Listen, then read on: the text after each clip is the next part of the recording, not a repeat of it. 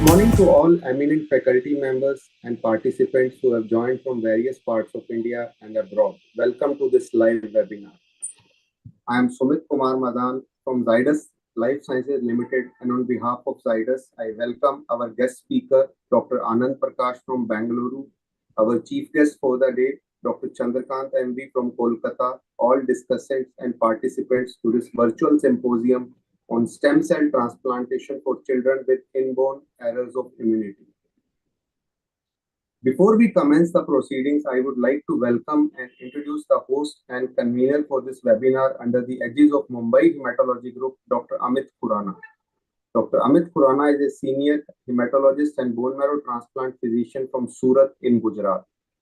Dr. Amit has been a keynote speaker at various national conferences. I request Dr. Amit Khurana to navigate this program further. Sir, over to you. Thank you, Mr. Sumit. Well, very good morning to all of you, and good afternoon and good evening to all others who are joining from rest part of the world.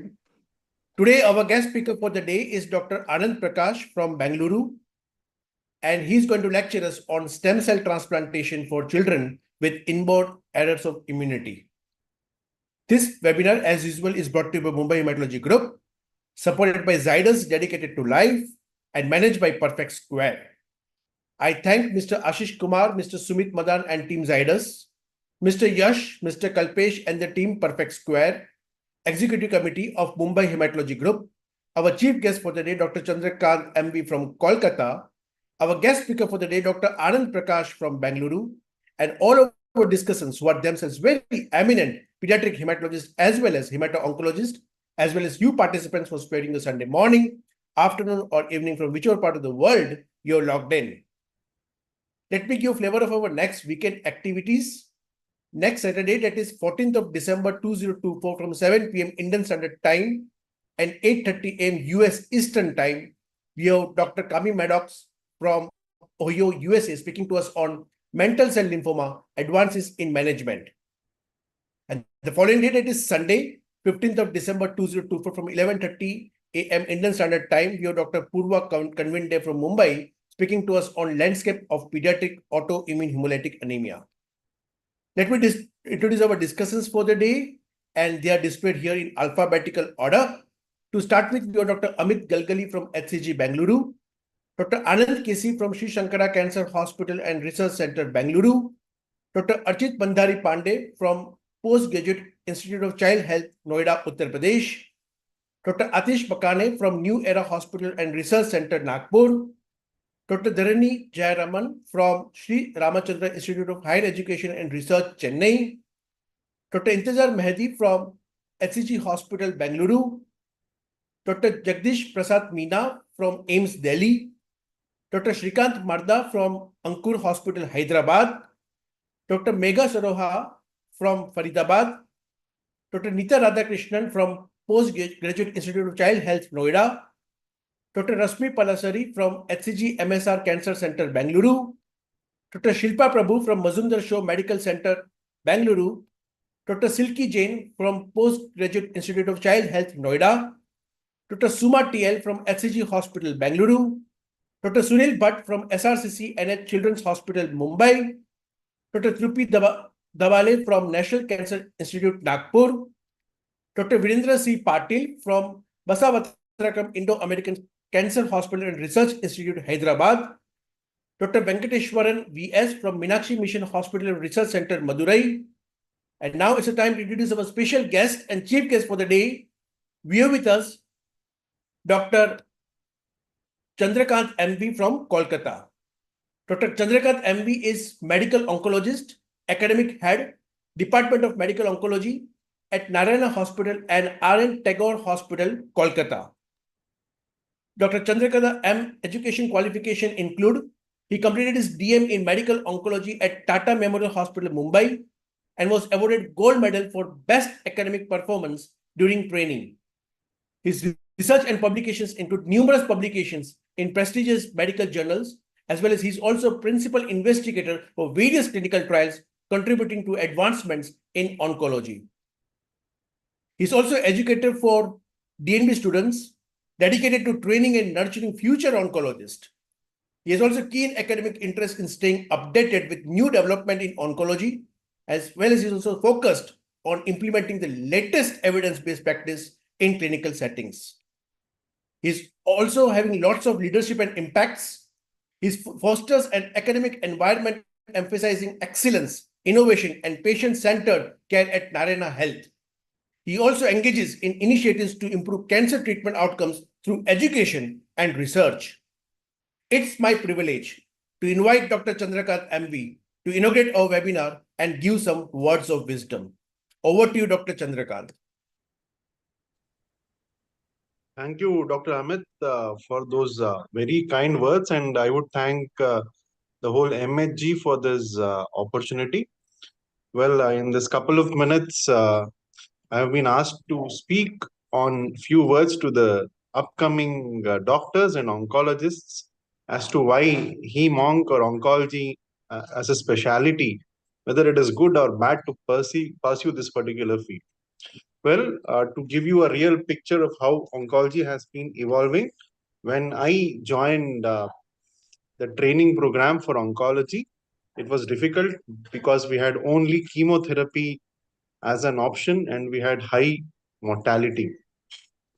If you had a leukemia, other than a promyelocytic leukemia, you had 30% people not surviving the first month of therapy. And in the relapsed refractory setting, we hardly had much targeted therapies. Well, the evolution of treatment of oncology has been personalized, just like other lung cancer or other cancers. Even hematolymphoid malignancies have been personalized therapies. We are seeing at least one drug coming up each month, getting approvals and improving lifespan. So that AML induction in a frail patient where we could not do much, today we have lots to do. We have targeted therapies, we have new modalities of therapies coming up, and there is plenty of research. So whenever you have a branch where there is plenty of research, innovation happening, and staying updated with these and getting them into practice is a real pleasure.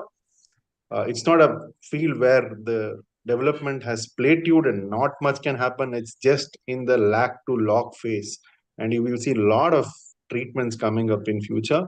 And you have new modalities of treatment like the CAR T therapy that is just very niche. We have just catered to 0.1% of, not even 0.1% of population, and a huge gap in accessibility has been there. And T cell receptor therapy also has been coming up in a big way.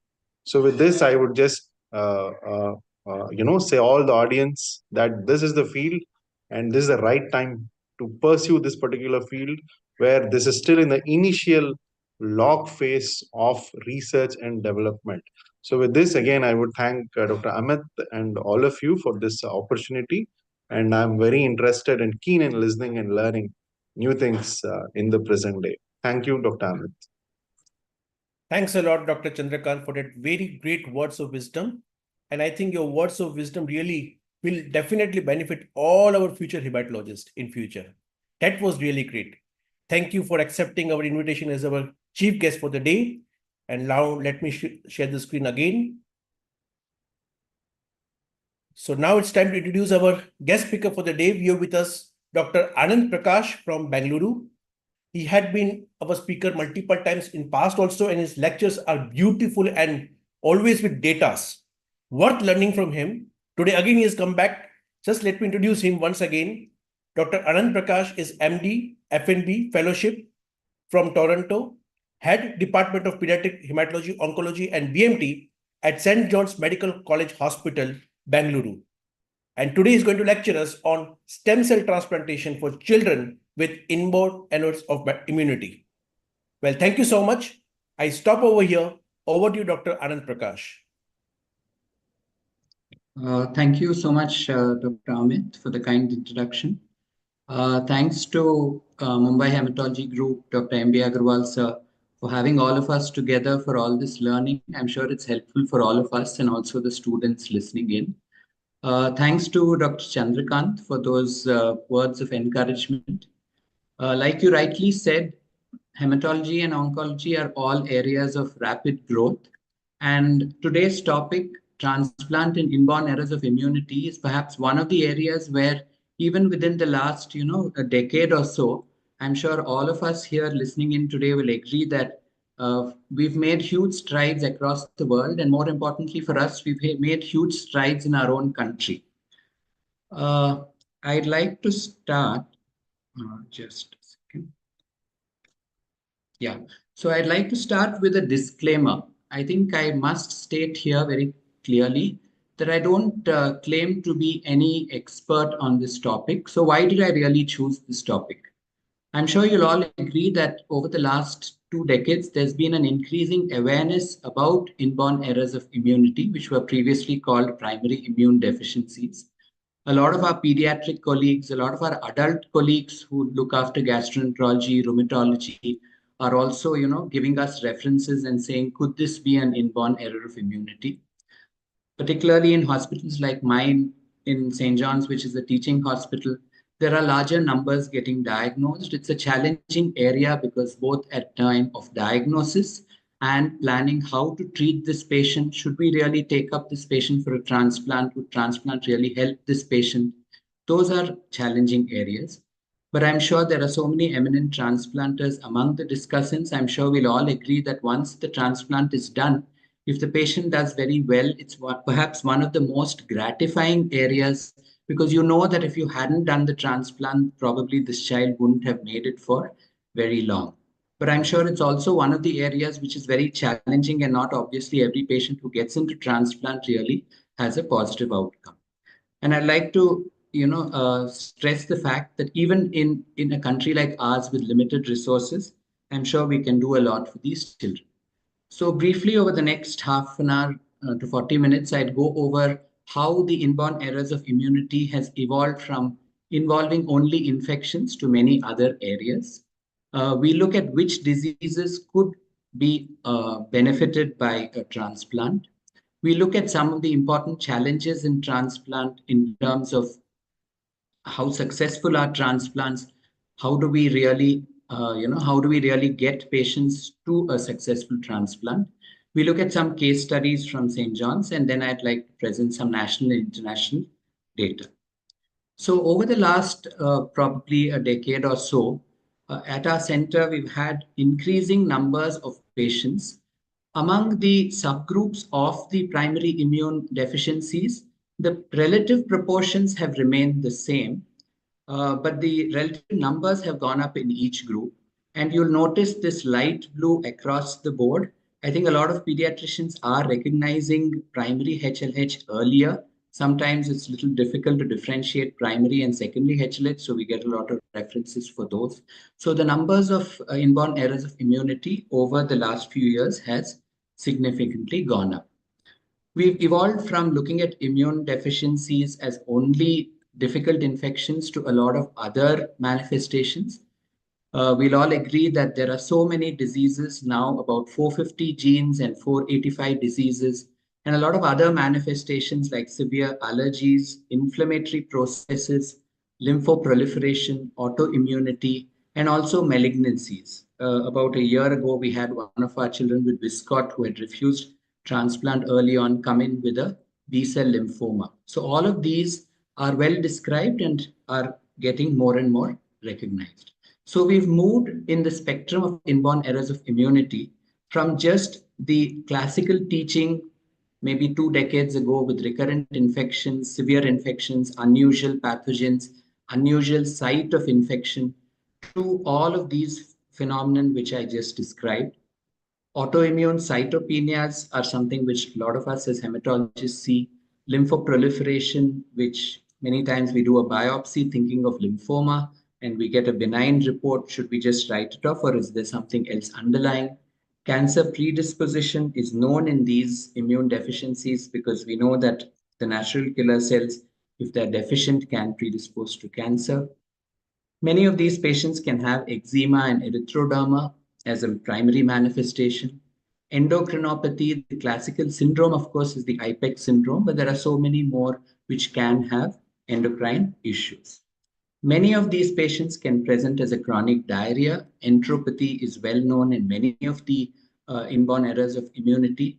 Viscot, some of the SCIDs, CGD, many of these are well known to cause enteropathy.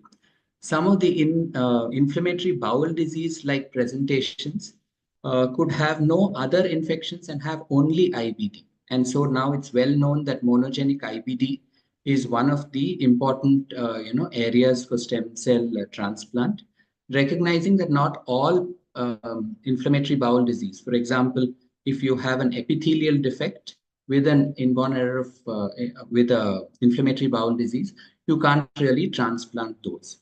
So in all of these, this bottom line where you are actually getting the genetic diagnosis and getting the spectrum as to are they presenting with more recurrent infections like the classical SCID and CGD, or are they presenting with a mixture of presentations like the RAG deficiency, well known to have infections, which is a variant of SCID, or could they have some autoimmune phenomenon like autoimmune cytopenias?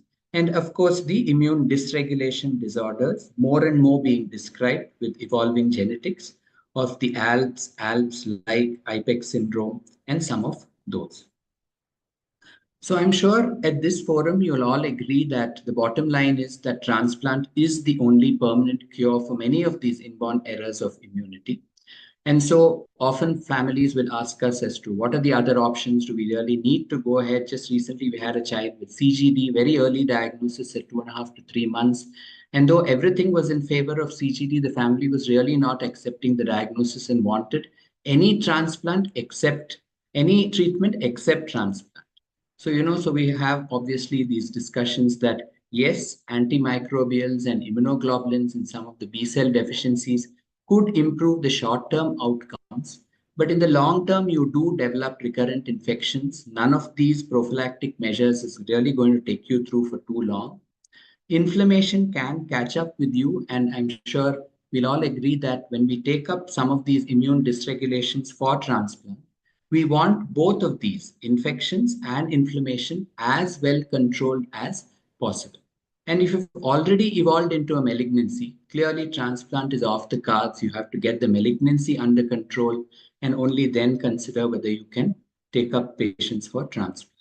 A lot of these patients, because they don't come in early enough for transplant, come to us at a very young age. They come to us with the challenges of poor growth and poor nutrition. So optimizing these, and if we don't do transplant, it's just a downhill course with more and more infections, more inflammation, more malabsorption for all of the bowel pathologies, and so poor nutrition and poor growth. And later in the day, families may turn around and say, okay, let's do the transplant. But sometimes it's a little late in the day for that.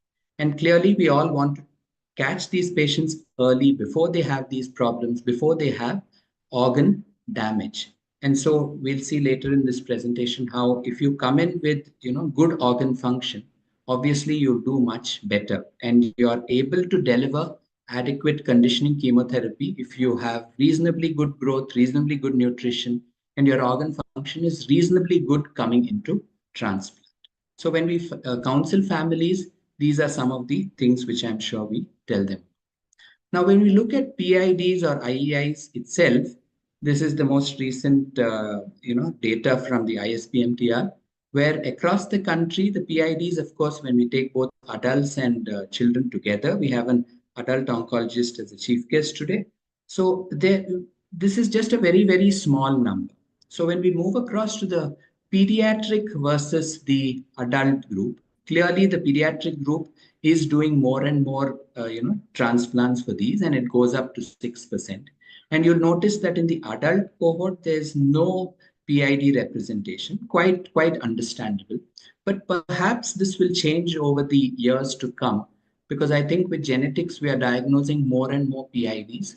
Some of the immune dysregulatory diseases may be diagnosed late. We may be able to offer them transplant even as adolescents and early adults. So this is an evolving area where perhaps in the future, even adult transplant teams will have to look at these diseases. So when we look at the list of which of these PIDs would be beneficial from transplant. Perhaps all the subgroups, cellular and humoral immunity, the combined immunity of SCID being the classical kind of poster boy for immune deficiency transplants, because if you don't do it, it's urgent. You really need to get this child to urgent transplant. So SCID forms the first in every list of which patients need transplant. Among these, more recently, DOC8 deficiency has been diagnosed, ZAP70 deficiency is being diagnosed. The second group being combined immune deficiency. Viscott-Aldrich is one of the earliest diseases to have been transplanted in the PID space. Some of the inborn, inherited marrow failures are also fitting into this group now. Diseases of immune dysregulation. This is, I'm sure, a tricky area for all of us. Many of us working in multi-specialty hospitals will be seeing a lot of patients diagnosed with HLH. And so they are a group which again needs relatively urgent transplant. We have some syndromes which are well known: Chediak-Higashi, Griscelli. We'll see some cases in this presentation. And some of the HLH groups which are particularly challenging to transplant, like X-linked lymphoproliferative disease. Defects of phagocytosis like CGD, severe congenital neutropenia, leukocyte adhesion deficiency. Many of these, particularly severe congenital neutropenia and leukocyte adhesion deficiency, present very early in life. CGD could have a variable phenotype, may present even later on, and not every patient, needs an urgent transplant, but most of the severe congenital neutropenias and the LADs need to go for transplant as soon as possible. Defects of innate and intrinsic immunity. More and more groups of diseases are being put into this basket. In our country, where tuberculosis is so common, sometimes we do see MSMD diagnosed a little late in the day because people will, keep thinking of only tuberculosis. We've had patients who come in really sick to us with MSMD, too unwell to perhaps go for transplant.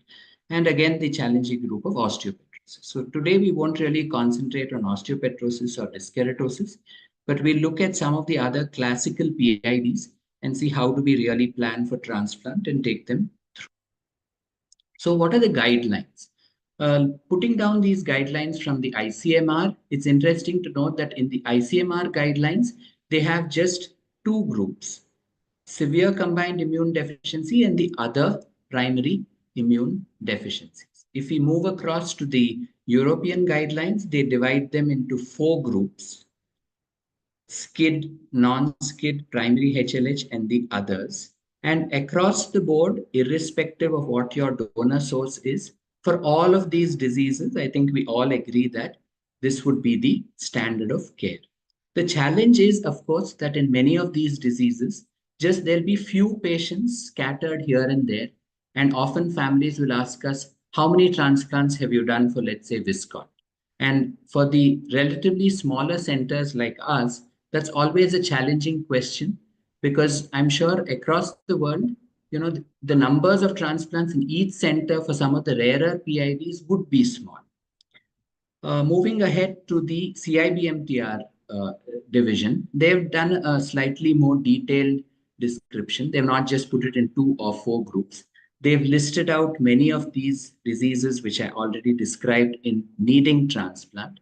And they tend to put R, which is a rare indication where there's enough evidence to say that transplant is beneficial, and HLH as a standard of care.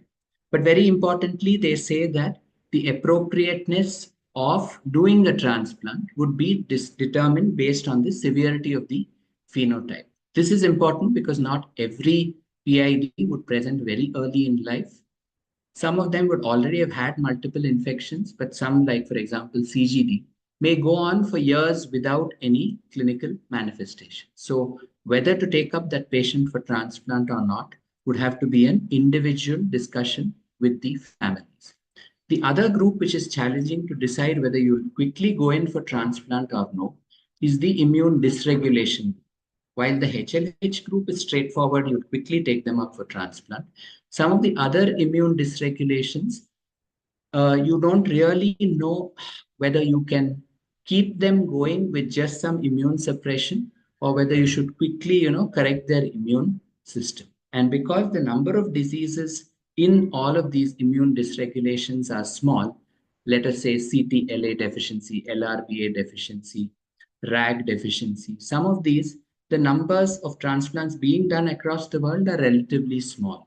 So if a particular patient comes in, we'll have to fall back on what is the severity of phenotype and then take up these patients for transplant. So to quickly go over some of the special considerations for transplant. While in the adult population, the majority of transplants are malignant transplants. For us in pediatrics, a lot of these are benign transplants. And particularly in inborn errors of immunity, one of the challenges is that there's a wide spectrum of disease. Even if we say severe combined immune deficiency, we'll have to find out which of the groups it is there preserved NK cells? Because once you have NK cells, you can't really go in without any conditioning. Just because you are T negative SCID, it doesn't mean that you can go in without conditioning. And so knowing the molecular diagnosis, knowing the genetic diagnosis, and knowing which group of immune deficiency this is, how intense should I be in my conditioning chemotherapy will vary a lot based on what my genetic diagnosis is. So like I just mentioned, the various subgroups of SCID, there was a time point when it was considered that for, let's say, T negative, B negative, NK negative kind of SCID, can we really go ahead for, a transplant without any conditioning? And that thought process is still okay. You could potentially do a transplant without conditioning, but the field has quickly evolved to recognize that overall, as far as possible, some gentle conditioning will ensure better T cell function and also ensure that B cell function is preserved. Otherwise, if you do an unconditioned transplant, later in the course, you may need to do a second transplant because the B cells have not really engrafted. So for many of these immune errors of immunity, inborn errors of immunity, knowing the genetic diagnosis is important. But for some of these, even when we do the clinical exome, we don't get a diagnosis. For example, we had a recent patient who had all the features of HLH, not once but twice, but our exome showed only a heterozygous perforin mutation. And so this was a to and fro, and following discussion with some experts in the recent National FOCON, it is quite clear that not every patient will have a clear genetic diagnosis. And so clinical phenotype of severe infections, recurring infections, remains an important clinical tool for us to say that perhaps this patient has an underlying inborn error of immunity, and should I go ahead for transplant? I'm not saying that you wouldn't take the effort of making a complete clear diagnosis. You would try and do some functional studies, speak to experts in immunology, try and get their inputs in terms of could we do some T cell functional studies in these patients. But it's important to recognize that some of these mutations may not yet be described.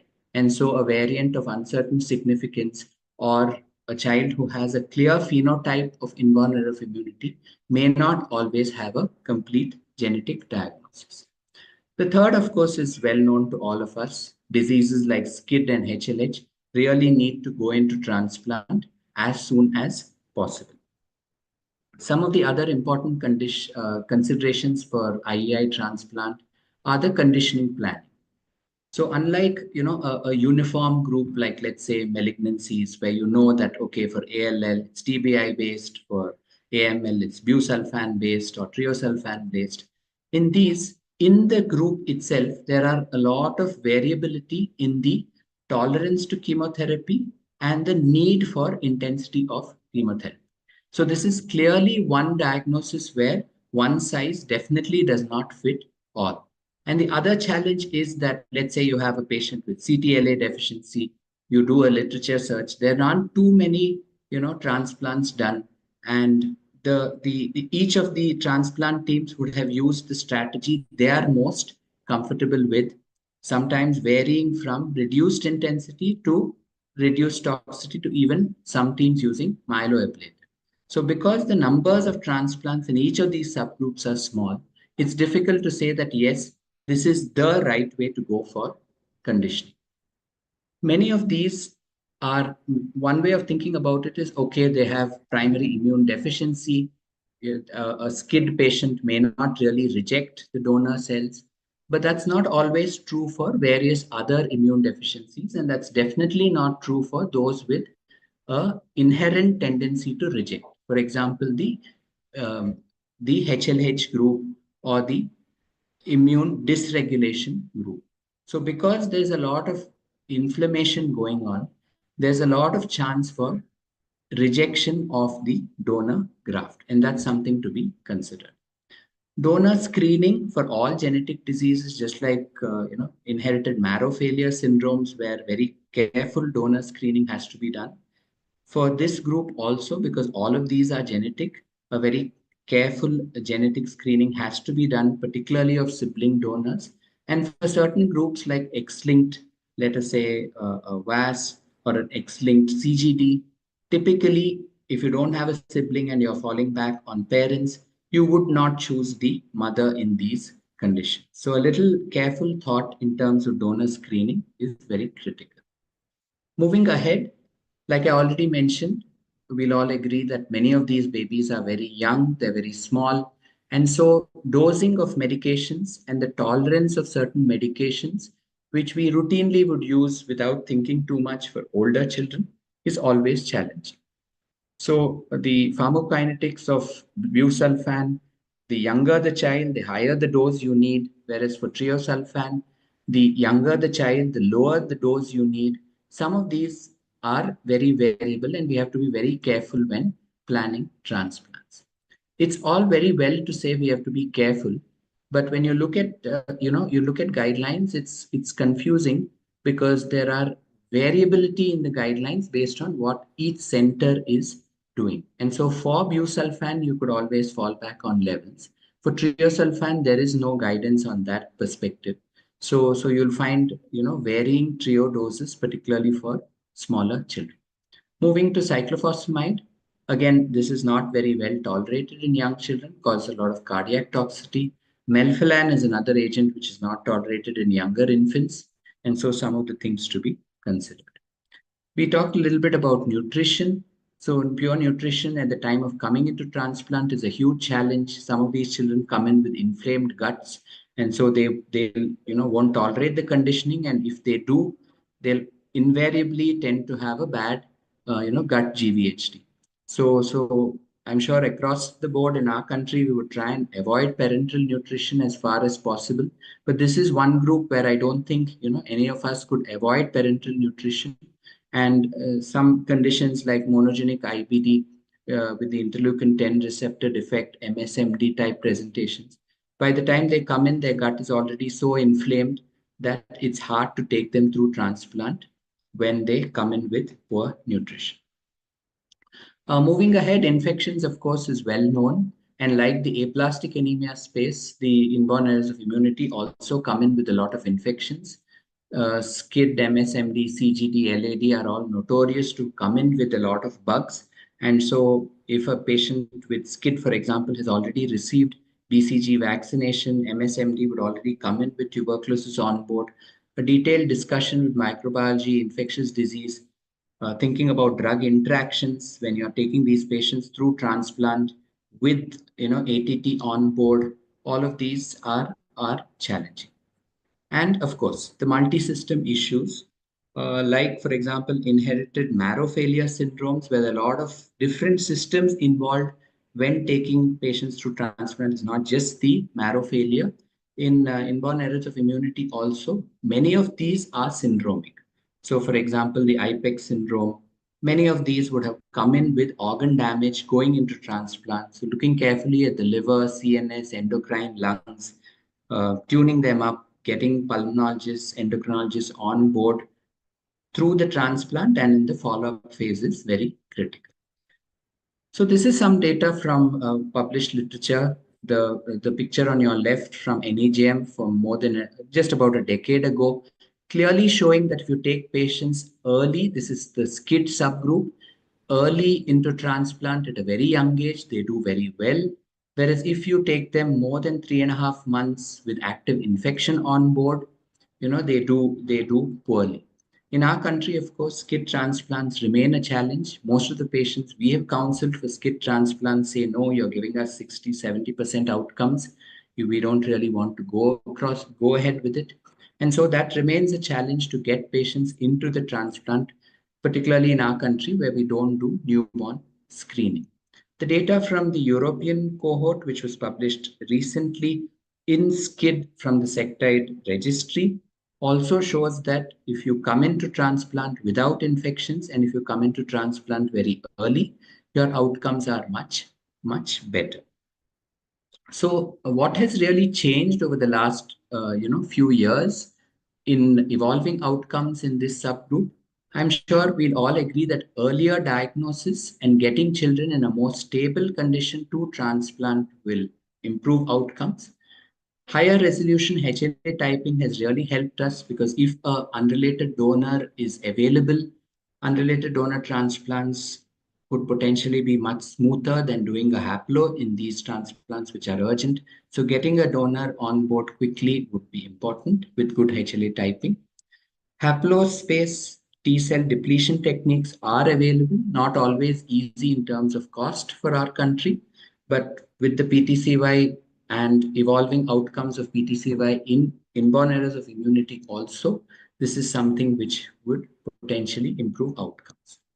A lot of work has been done on reduced toxicity conditioning. We'll talk briefly on that in terms of HLH. And in terms of viral infections, both surveillance and therapy, I'm sure we are better today than probably a decade ago. And better therapy for GVHD. So various components of transplant which have evolved for other areas of transplant have also helped inborn errors of immunity. I'd like to stress on the early diagnosis and getting children in a more stable condition for better outcomes. So when we look at preparative regimens in transplant, we all know the myeloablative conditioning versus the reduced intensity conditioning.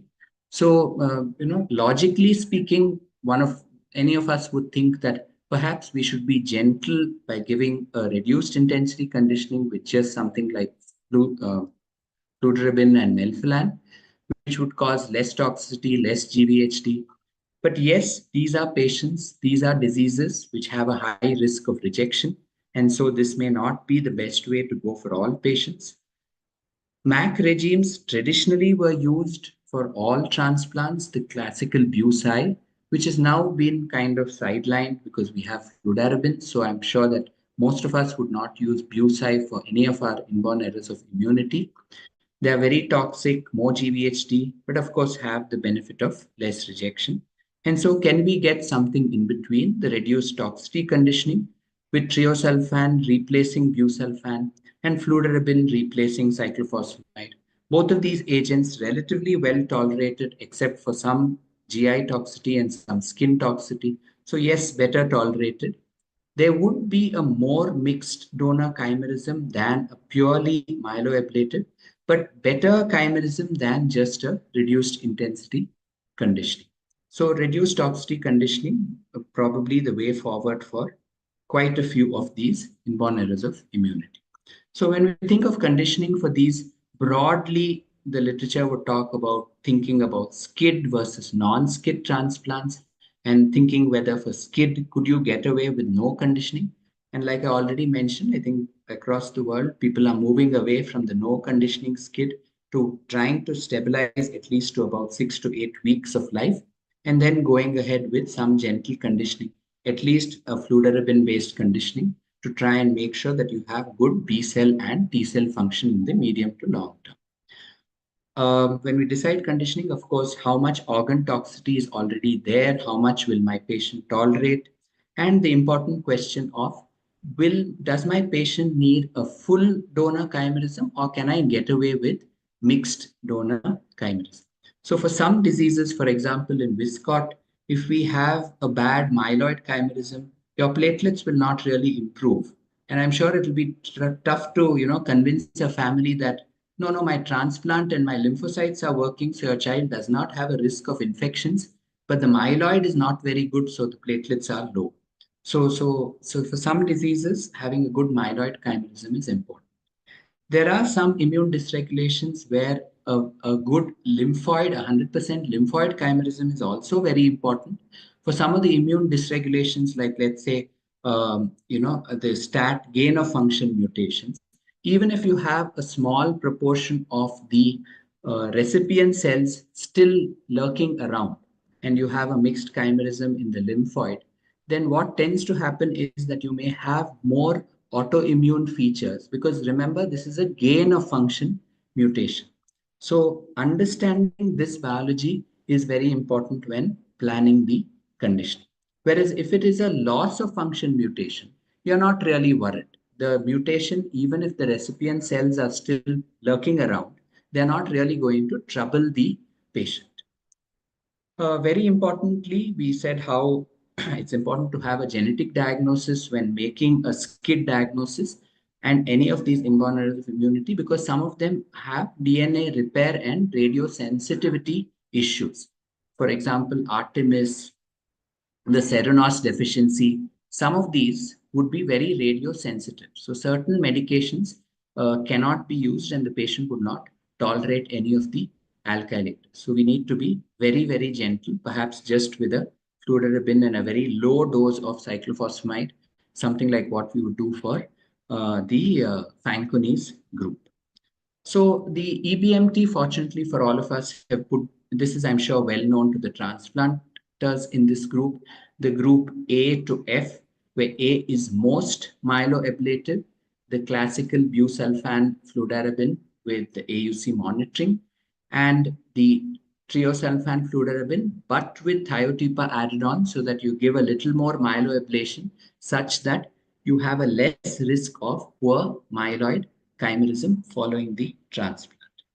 The C and D, which we would fall back on for a large group of our patients, just busulfan fludarabine or just triosulfan fludarabine with no thiotepa, relatively well tolerated, and which is the way to go forward, particularly when you have some organ dysfunction on board. And the group E and F would be used in really sick patients. We had one of our HLA children who had really been difficult to take through to transplant, where we used only fludarabine and melphalan with, of course, serotherapy, and fortunately did well. So based on what is your disease, how sick is your patient, how much organ damage there already is, and whether the genetics of the disease, the radiosensitivity, all of these factors would decide whether you are more on the reduced toxicity group or whether you are more on the reduced toxicity group here or more on the reduced intensity conditioning group. So I just take a moment to talk about TDMs in children, because this is perhaps what we would all be thinking about, because this is one group where the age is so small that the variability in pharmacokinetics would really probably make a difference to our outcomes. And because these children are so small, there's a lot of developmental and maturation of organ systems which affects the pharmacokinetics.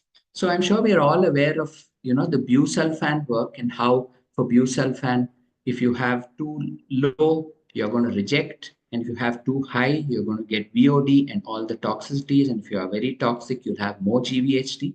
So this is well known, but the field is evolving and a lot of work has been done already on triosulfan, showing that a higher level of triosulfan can cause more mucositis.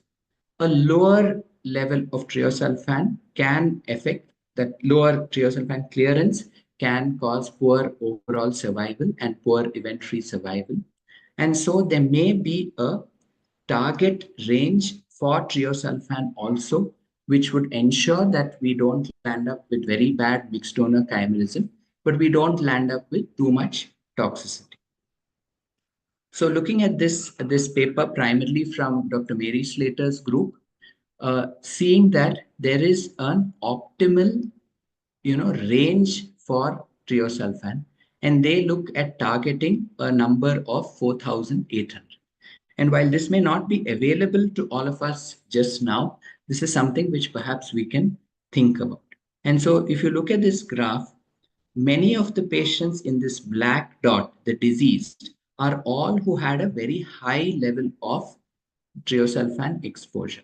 And those who had a low engraftment, this small triangle here, are all on the left side of the screen. So clearly, even though it's not as much marked as busulfan, even for triosulfan, there's probably a sweet spot to target. And this is well shown that if you have a high level of, if your levels of AUC is less than a certain amount, you do much better. And if your AUC is very high, I'm sure there'd be some groups which have a very high AUC, perhaps the less than 6 month olds, and so your outcomes are much inferior. The same is true for fludarabine. We all tend to, think of fludarabine as a very friendly chap, doesn't cause too much toxicity. And yes, to a large extent, it is not standard of care to ask for triosulfan or fludarabine pharmacokinetics, but this is an evolving space. So far, there hasn't been any, PK or significant association between the AUC toxicities and GVHD, but it's something which perhaps will need to be considered. Remember that all of these TDM studies are done on small patient numbers. They are difficult to account for transplant related covariates. How do you say that this outcome is only because of the high triosulfan level? There are so many factors which relate to the ultimate outcome of transplant. And there are different combinations of conditioning agents and serotherapy used along with this agent. So it's probably not right to blame just that one drug and its TDM for the outcome. And of course, these studies have been done over a period of time, and evolving care and better supportive care, better nutrition, looking after mucositis better, all of those could also affect the outcomes of transplant. But this is perhaps a space to watch. Having taken through quite an extensive introduction to how you think, what are the various types, and then we look at a few case studies from our unit. This is the classical presentation of a 2-year-old boy who came in with recurrent patches all over the body. He was referred as ITP. He had an isolated, relatively severe thrombocytopenia. His past history was a giveaway. He had had low platelets since birth. He had occasional epistaxis. He had had hematomas on and off, and blood in stools about just a week ago, for which no treatment had been given. So this was a child with an inherited thrombocytopenia, not too many infections so far, some amount of eczema, and the genetics, of course, showed us the classical Viscott picture. His sibling, fortunately, was a match sibling, and so we were able to take this child up with the traditional busulfan fludarabine. Match sibling engrafted quite early, no viral reactivations. This was kind of a dream transplant, no problems at all. Quick 100% chimerism, and is now doing well 3 years post-transplant. So in Viscott transplants, what is the optimal conditioning? Should we use busulfan or triosulfan? Any advantages and disadvantages? What does EBMT say? Can we do haplo for Viscott? So interestingly, one of the first transplants in our country was at CMC Vellore in a 2.5-month-old baby who had a match sibling donor. Back then, I think this was in 1999. I think the transplant was a couple of years prior to that. So they used the classical busulfan cyclophosphamide. They used a bone marrow graft with cyclosporin and methotrexate. Quite a stormy post-transplant course, but ultimately the child did very well. And this was one of the first successful transplants in our country, the Viscott group. More recently, Dr. Yadav's group showing that for patients who don't have a good donor, haplo is a very, very possible donor source. They did one T deplete transplant and 2 PTCYs and used the FTT conditioning. And all of these patients did well post-transplant. So what is the guidance in terms of conditioning? The EBMT group had this interesting paper where they looked at a large proportion of Viscott transplants and retrospectively looked at what happened to the Bu-Flu group and what happened to the Trio-Flu. Almost equal numbers in both. Remember, this was retrospective. Overall, the outcomes were very good, irrespective of donor type and stem cell source. That's what all these graphs are showing us. But one important thing was age. Less than 5 years, children had a much better outcome, the line in red compared to the line in blue, more than 5. So catch them young, important. When we compare trio, I've highlighted that here, to the busulfan group, the red line in bu had actually a better outcome than the blue line, with the trio group having more graft failure, more mixed chimerism, and need for secondary therapies. So in a country like ours, where even one transplant is often challenging for families, and even the sniff of graft failure is sometimes scary for families and doctors alike. Second therapies and second transplant is not something we would think of. So the chimerism probably tells us why all of this. In the Bu-Flu group, most of them had very good chimerism, whereas in the trio group there was a lot of mixed chimerism. The next patient, a 3-year-old who presented with PUO, treated for HLH, um, did um, did well initially, but like many of us see, with tapering of immune suppression, tapering of steroids, the fever kept coming back, the cytopenia kept coming back, and the ferritins kept going up. The diagnosis was clear. This was a child with celiac. And so for the recurrent HLH flares, pre-transplant, actually, we had to give some ATG and also ruxolitinib to settle the HLH, recognizing that if we went in with active HLH, outcome would be poor. So we chose the FTT conditioning with ATG. We had a PBSC mud, and post-transplant had some fungal infections, had some enterococcus, relatively quick engraftment, the advantage of PBSCs. But of course, the disadvantage, the GVHD component did have some amount of skin and gut GVHD and required some prolonged steroids and ruxolitinib, probably almost about 6 to 8 months of ruxolitinib and almost a year of steroids. But fortunately, things settled after that. And so 3 years post-transplant, this baby, who initially looked pretty chota beam-like, is now doing very well. This is a story of a family photo. I always show it to all my students. This family is interesting because this 2-year-old came in with prolonged fever. He had a low count hepatosplenomegaly, light colored hair, the textbook description of Griscelli's type 2 shown on genetics. So we quickly got the sibling, but the sibling also had Griscelli type 2, completely asymptomatic till now. We were lucky in this family. The mother was a full match for this little fellow, and the father was a full match for the elder sibling. The younger fellow came to us with active HLH. And so he got the HLH protocol. We had some adeno and paraflu on board. We had CMV on board, needed to get CMV and all these infections to come under control before we really took him up for transplant.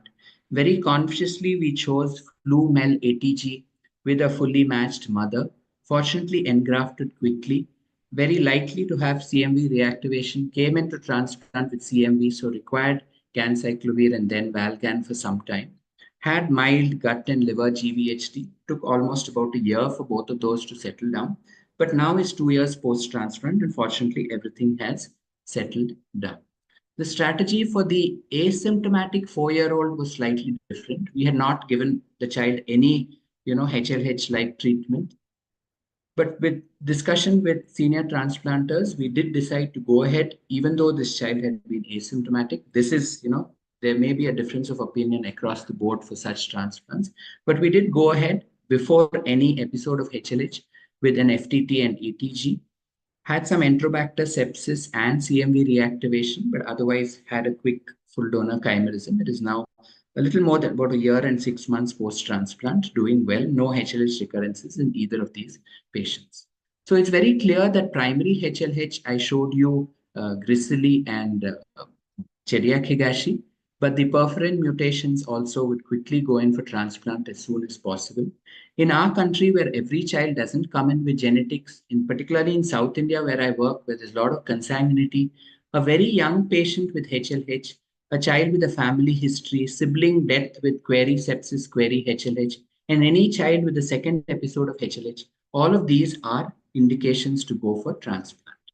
There are certain challenges going into HLH transplant, refractory hyperinflammation. Sometimes CNH HLH can cause a problem with relapses post-transplant. Unavailability of matched donors. These are transplants we want to go in for a transplant as soon as possible, but this is often a challenge. Susceptibility to conditioning related toxicities. Traditionally, when people used Bucide, most of these children fell apart. And so reduced toxicity conditioning is perhaps the norm nowadays. And the high frequency of mixed chimerism, because these are tuned up and very angry marrows, and so they would reject grafts. Even a 20 to 30% donor chimerism of T cells is reasonably good to keep HLH under control. But early post-transplant, if you have a very quick mixed donor chimerism, most of these children reject. And so, what are the principles of care? Look at disease activity at the time of taking up for transplant. And definitely, I'm sure you'll all agree that using the HLH 2004 protocol, using ripsonib, sometimes ATG, alemtuzumab, little difficult for us to source. And I'm sure some parts of the world are using amipalumab to get these patients HLH under good control before taking them up. View-based conditioning, traditionally used, causes a lot of VOD and pulmonary bleeding. And when the Cincinnati group used flu and MEL, they had a very good outcome, but over a period of time, higher rejection and mixed donor chimerism. So I'm sure many of us will be using the reduced toxicity trio-based conditioning with good outcomes like what I showed you in one of our patients. The XIAP group, I remember one of the patients in Sick Kids where I was working there, who came in really with a lot of inflammatory bowel disease, difficult to take these patients through transplant.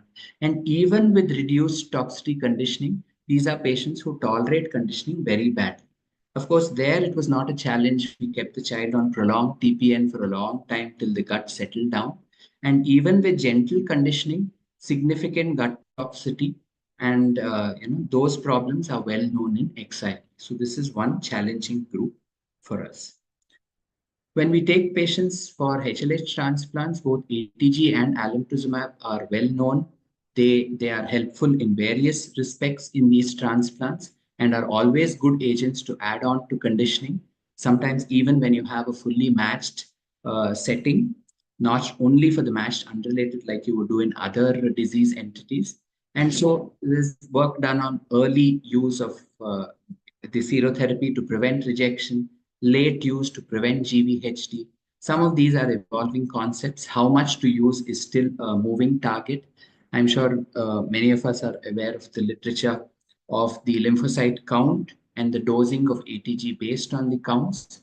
And so some of us would use different types of ATG, the grapholon versus the thymoglobulin.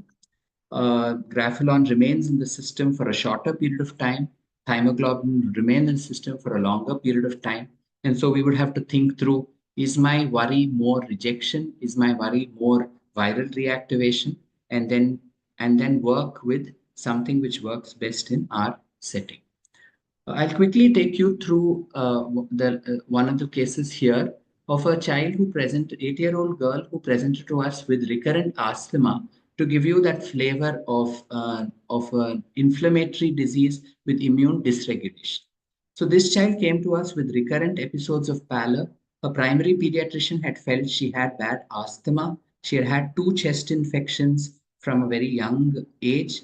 She came to us with severe pallor, multiple lymph nodes, some edema, hepatosplenomegaly, and CCF. And even her early x-rays told us that this was a child with recurrent chest infections. She had the classical severe anemia with the DCT positive and autoimmune hemolytic anemia phenotype. And her x-rays and CTs were worrying because she was having worsening bronchiectasis. So when you have 2 of these systems involved, you quickly start thinking of immune dysregulation. And what she ultimately had was a PIK3CD, that is the APDS group, with a very classical presentation. So what is this group? This is a group which has combined immune deficiency. This child had a very classical presentation of lymphoproliferation, bronchiectasis, autoimmune manifestations. And fortunately, we caught her before she evolved into lymphomas. Another picture showing the same thing. Many of these children come in with a huge spleen, and that's something to consider before going for transplant. She had come in with bronchiectasis, so we got a pediatric pulmonologist to help us with the bowel. It interestingly showed us pneumococcus, so she got a good treatment for that. She was kept on good chest physiotherapy. We bridged her to transplant using sirolimus. It did keep the autoimmune hemolysis under control with some steroids and sirolimus, but didn't really do too much for the spleen size. We went in, fortunately, her sibling was a genetically negative match sibling, and so we took her up with an FTT conditioning with the ATG. She got the standard GVHD prophylaxis. She did have some Burkholderia sepsis, but had a good engraftment. Her chimerism hovered between around 95 to 98, but fortunately never dropped below that. And she's, I think, about a year and a half post-transplant. And what was very gratifying is that post-transplant, her lungs perfectly became clear. Remember, she came into transplant with a lot of coarse leathery crepitations, which we all learn of as undergraduates for bronchiectasis. And fortunately, all that cleared up. And very nicely, her spleen also regressed post-transplant. So she's here with one of our senior transplant nurses. So the challenges of immune dysregulation transplants are that they're like HLH, a very angry immune system, high risk of graft rejection. Many of them come in with large lymph nodes and spleens, so they behave a little bit like JMML with higher risk of graft rejection. This case series of APDS, this was the largest series I found in literature, has an overall survival of 86% and a graft failure-free survival of 68%. So graft failure being a challenge in these patients. So the last couple of slides on immune dysregulation in PID, some of these like CGD, VAS, XLP, we've known for a long time that these are PIDs which are known to have immune dysregulation. But a larger and larger group of PIRDs or primary immune regulatory disorders are being diagnosed. And these would present with autoimmune cytopenias, GI, lung, and endocrine manifestations. Some of these, like the IPEX syndrome, inflammatory disorders like periodic fever and HLH, lymphoproliferation with big spleens, lung inflammation, and sometimes common and unusual malignancies. And why is this important for us? Because both of these groups, the PID group and the PIRD group, are benefited with transplant. And so if you have infections dominating and also have autoimmunity, you'll call it a PID. And if you have a primary autoimmune pathology, like one of our patients presented with primary only autoimmune hemolytic anemia, the underlying diagnosis was a RAG deficiency, didn't have any infection so far. So if you have a primary autoimmune pathology and may also have infections, then you may have for example, a STAT1 gain of function mutation or a CTLA4, which would present with primarily a immune pathology. So when we look at registry data, while infections without immune dysregulation form the largest group in this dark blue, quite a big group are dysregulation without infection and infection and dysregulation in the green and the gray. So these patients are challenging to diagnose because there's no correlation between the phenotype and genotype. They may have incomplete penetrance, so they may take months and years to present. All of them in the same family may not have the same sequence of clinical presentations. There may be organ-specific autoimmunity, and so when a first organ is involved, you'd never know. And only when a second organ gets involved and over a period of time, you'll say, maybe this is a PIRD present. Many of these would have overlapping presentation. So looking at the clinical phenotype, you can't really say, yes, this is the genetic diagnosis. and like I said, they evolve over time. So, like I said, the genetic mutation, I've given you two examples here, may actually present with variable clinical phenotype. So just because you have STAT1 gain of function, some of them may present like CVID, some of them may present like IPEX, like some may present with just chronic mucocutaneous candidiasis. In the ADA2 deficiency, another recently diagnosed entity, so early onset stroke, something which may not even come to a hematologist, PAN, which would go to the rheumatologist, periodic fevers, which again would go to a rheumatologist. All of these may be benefited with transplant. So questions for transplant in this group: when should we do the transplant? So how long can we use immunomodulation? So for example, abatacept is an agent, sirolimus is an agent. The old style using of steroids to get the immune dysregulation under control. So how long can patients really manage with these? That's still an unanswered question. And when we take up these PERD group for transplant, how much chimerism is required?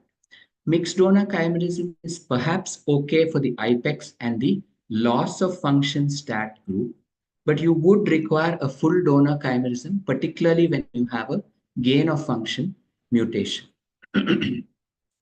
Some of these, we don't even know how much donor chimerism we actually require. And the classical ones would be CTLA and LRBA deficiency. So just a last minute on some data from our own country.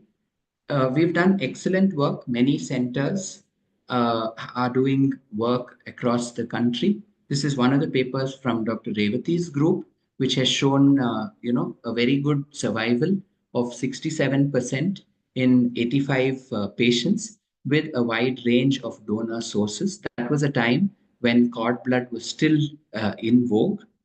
Haplotransplants in almost a third of their patients, and almost 60% of those patients having a PTCY platform.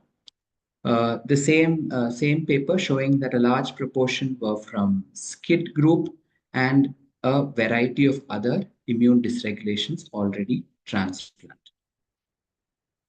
Moving ahead to some work from Dr. Prashant and his group at Wadia, a recent paper with 21 patients showing a very good overall survival of 91%. This is, of course, 1 year survival. This is something for the students in the audience. Some of these patients obviously need follow-up for at least 3 or 4 years. And late rejection is something which needs to be considered. But yes, this group having a very good outcome at 20 months, immunodeficiency free survival of 86%. Just to reiterate the point that the patients come in with varying manifestations, autoimmunity and immune deficiency, and a lot of organ dysfunction coming into transplant. And the usual suspects of various types of infections. Remember, these are all infections in the patient prior to going into transplant. So speaking with microbiology and infectious disease is important. In the Wadia group, their primary protocol was trio and flu based, and they, for their haplotransplants, did primarily T cell depletion. So this is a very important paper showing how even in a developing country, things can improve.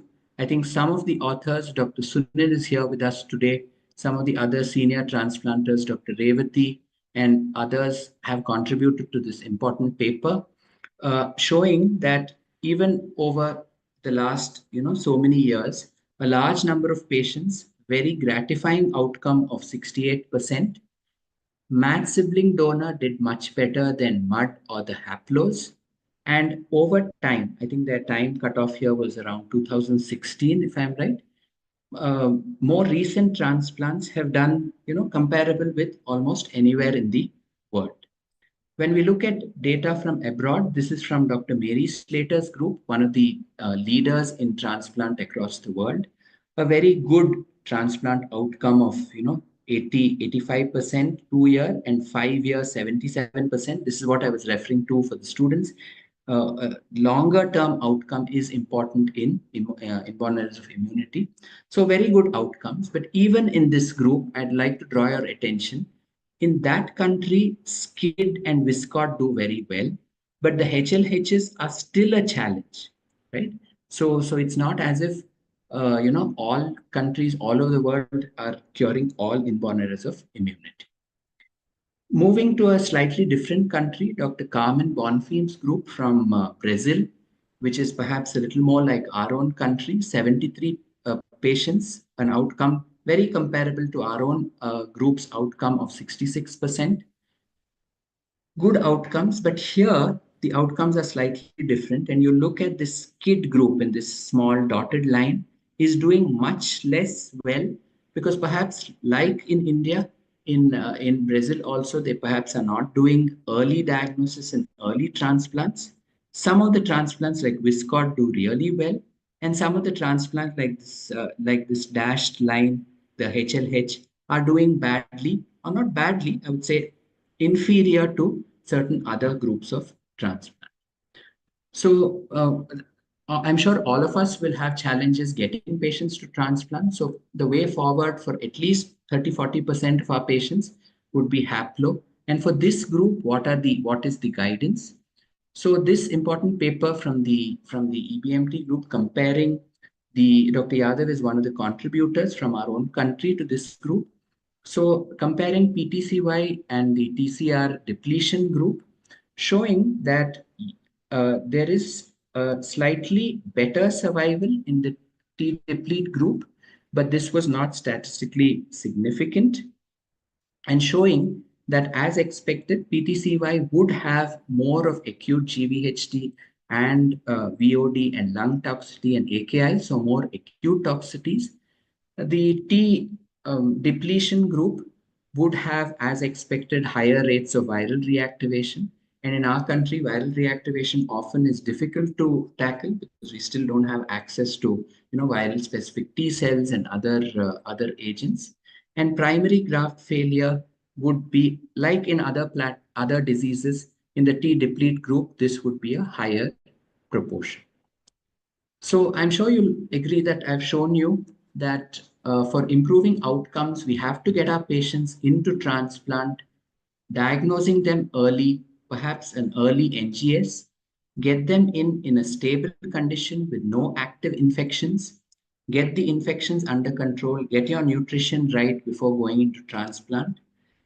If they have organ damage, they don't really tolerate conditioning, so you have to be gentle. And remember that these are patients, if they go into transplant with organ damage, you'll have long-term problems with looking after that particular organ. Example, the lungs. Whereas if you are able to catch them early and get them into transplant early, the lung can actually heal itself, like I showed you in our PIK3CD child. And cure by HSCT, I'm sure I've shown you, is a reality, even in our country with poor resources. So a careful diagnosis, stabilize infections and nutrition, choose the conditioning based on your disease and patient, and encouraging results are present across the world. Transplant is a team sport, and I'd like to thank my colleagues, patients, families, particularly the fellows. They do all the hard work in the wards. The nurses are an important part of any transplant unit, and of course, all the support staff who keep the transplant unit clean and allow us to look after all these wonderful children. So I think I'll stop here and happy to take any questions. Thank you so much. Thank you, Dr. Anand Prakash, for again a wonderful lecture, as always. And now the house is open for the discussion. So I request all our discussants to please put the raise hand sign so that we can start our question answer session with Dr. Anand Prakash. Yes, Dr. Intizar Mehdi, your question, please. Hi, Dr. Anand. Wonderful talk, as expected. Like Dr. Prana said, always it's a pleasure to listen to you talking.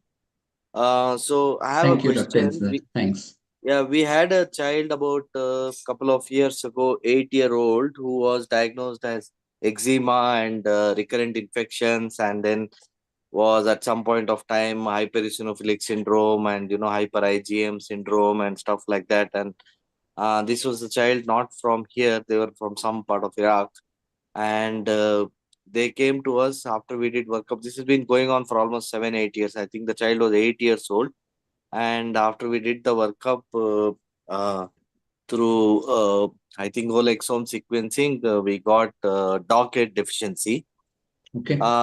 Unfortunately, we did not have any matched donor in the family, or we did not get any matched unrelated donor also. So we thought of doing a haplo BMT for this child. At that point of time, when I was reviewing data, there was very little published data on transplants for docket, of course, and haplo BMT Correct. even lesser.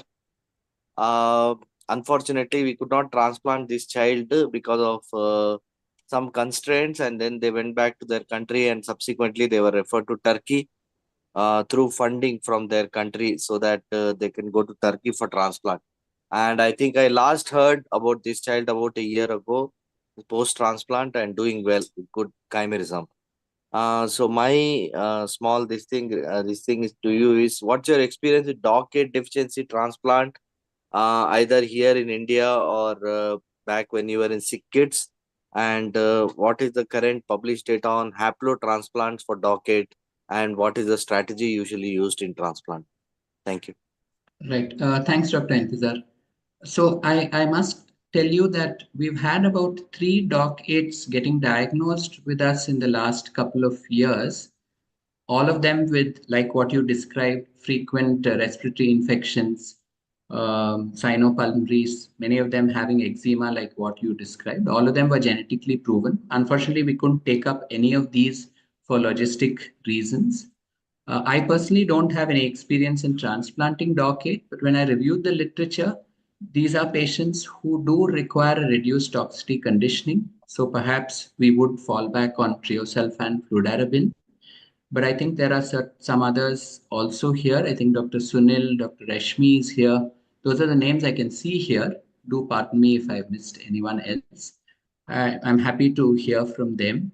I think there is enough literature to say that if we do use a haplo platform, we should do a T cell depletion. That's more preferred than PTCY, but that's always not practically possible.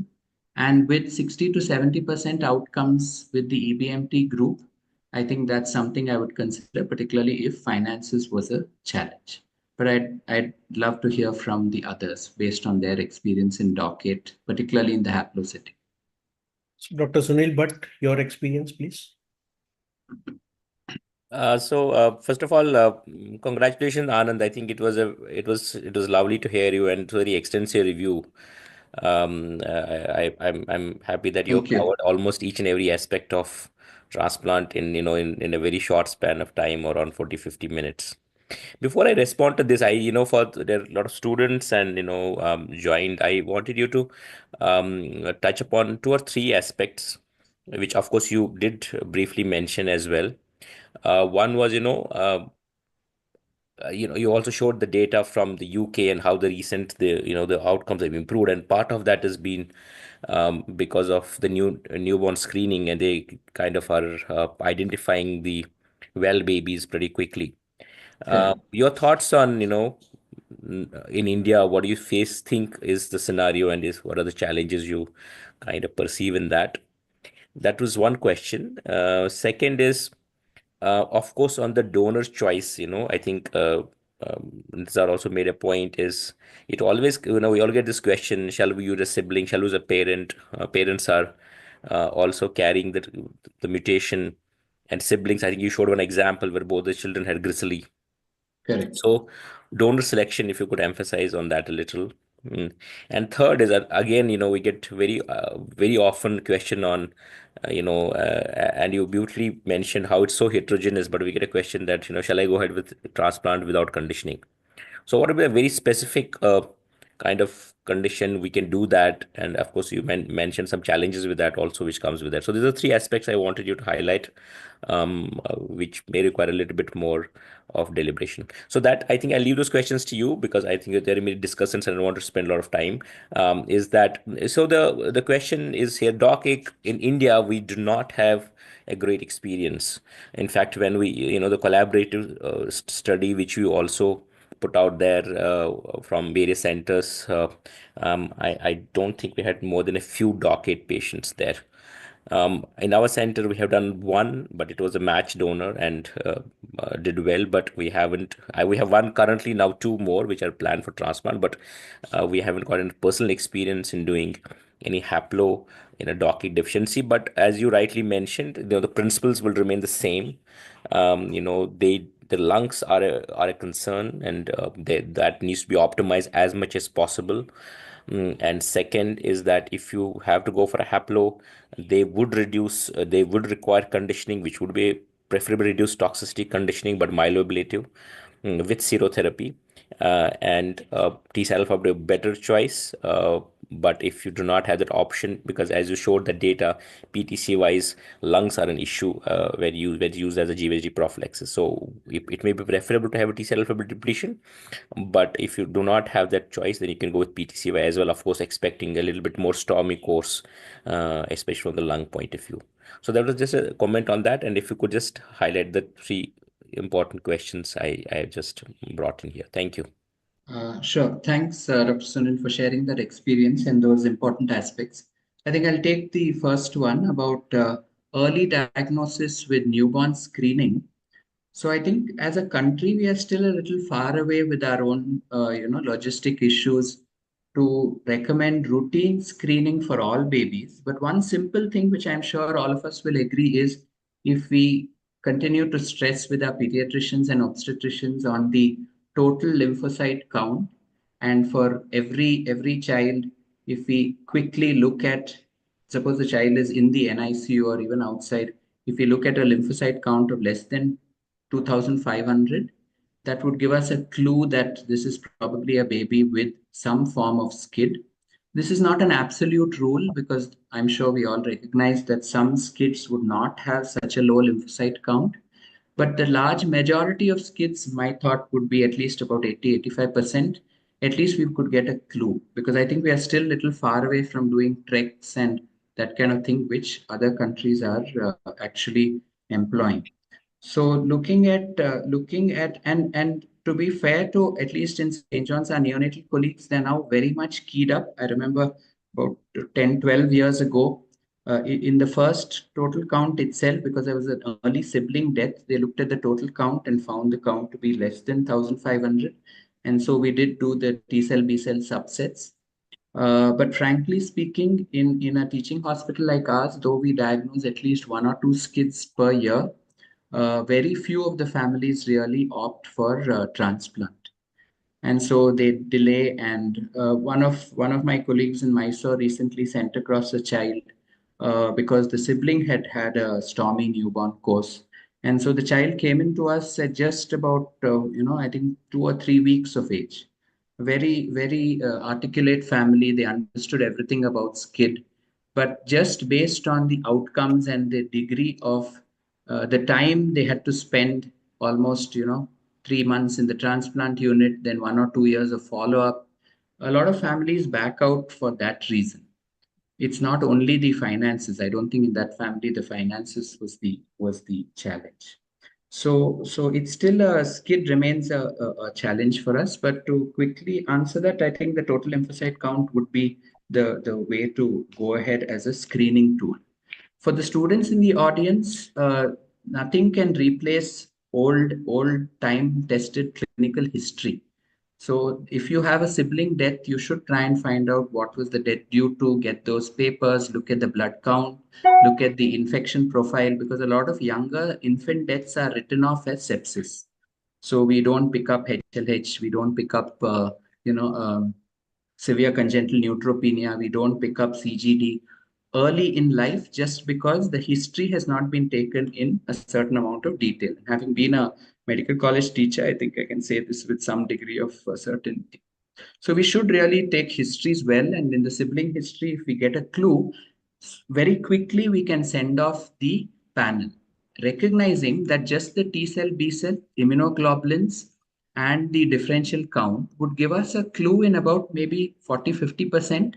But if we really are worried about this child, we should go ahead and do the next generation sequencing. There are a lot of labs providing this at a discounted rate to busy hematology centers. So we can try and wrangle them to do it for a lesser cost. And so an early genetic diagnosis will get our donor, the child, the family, the treating team, everyone in place so much earlier.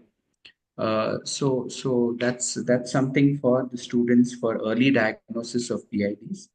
In terms of donor choice, yes, you're right. When we do the donor choice, uh, based on the genetic diagnosis, we decide, is this autosomal dominant? Is this autosomal recessive? Is this X-linked recessive? And for autosomal recessive diseases, either of the parents would still be a reasonable donor to go with. For the X-linked recessive diseases, the mother would definitely not be a good choice. Let's say Viscott Aldrich, the mother who would invariably be the carrier would not be a good choice. And I think your last question was, sorry, I Conditionings, get still asked. for You go skid, without correct, conditioning. correct. Right. So traditionally, skid was one of those where people, because these are young babies, you don't want to give them conditioning. So I'm sure for the students in the audience, this is obviously not for the transplanters. When you say skid, all of them would have absent T cells, and they would have a combination of absence or presence of B cells and NK cells. And for many years, people have recognized that if you have presence of NK cells, you have to give conditioning. You don't have an option.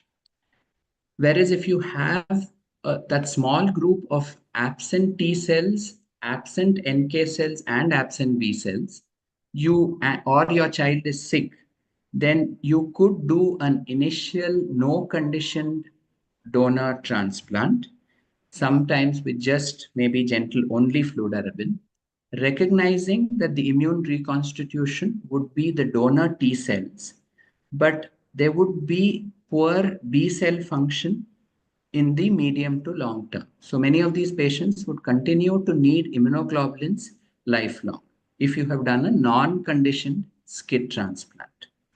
So, which is why I mentioned that overall, unless the patient is really sick, this is a sick child, bad infection on the ventilator in your NICU or PICU, only in that situation, if you have an NK negative SCID, you may counsel the family and give the best matched donor cells, if possible, fully matched. If you don't have fully matched, a T deplete haplo with some amount, some gentle GVHD prophylaxis with maybe just cyclosporin, and recognizing that you would have to do a second transplant maybe 6 to 8 months later. So this is my understanding. I'd be happy to, to get further thoughts from Dr. Sunil, Dr. Rashmi, and any others who would think about this differently. I think you're well covered. So I think Rashmi and Silky, Shrikant has put the hands up. So please ask them for Yes, their response. Thank you. Hi, Dr. Sunil. Great talk, Dr. Anand. You covered IEI so well and so lucid. Some of the burning questions in terms of donor choices, conditioning, timing of transplant, well covered. So two things. I have a question and I have an answer also for the docket. So I have a family where parents are carriers, three children. Older one has no mutations. The two girls, these two younger girls, both had the disease. In fact, the older one, who went around quite a bit for a year and a half between hospitals and finally ended up getting diagnosed, had the brother as a full match. So we went with Dr. Hiwarkar's paper. In fact, I talked to him extensively about this. So we used Trioflu and alemtuzumab. Child did well, except that, so the child had a lot of genital warts upfront, and then had some reactivation of that in the post-transplant period, and had atypical mycobacterial lymphadenitis. So, weird infections in the post-transplant course, but otherwise doing well. Meanwhile, the younger sibling, youngest, she was around 3.5 months when the older one was diagnosed. So as a part of the sibling screening, that's how she got picked up. And then eventually she started developing symptoms. But with the support required for the older child, family behind the treatment, follow-up, The younger child unfortunately passed away and did not, but that would have been a haplo. And our thinking was that we would do a T cell deplete and use rabbit ATG as a serotherapy. Again, referring back to Dr. Hibar's paper. So that's my experience with DOC8. But my question was actually for congenital HLH. So in case we end up having a refractory HLH and we give rabbit ATG as a part of HLH therapy, you know, when you plan the conditioning, like, is there something like, there should be like a duration between the rabbit ATG and the conditioning versus what you gave for HLH treatment? I don't know if that question makes sense. Right. No, it does. It does. Thanks for sharing the experience with Doc8.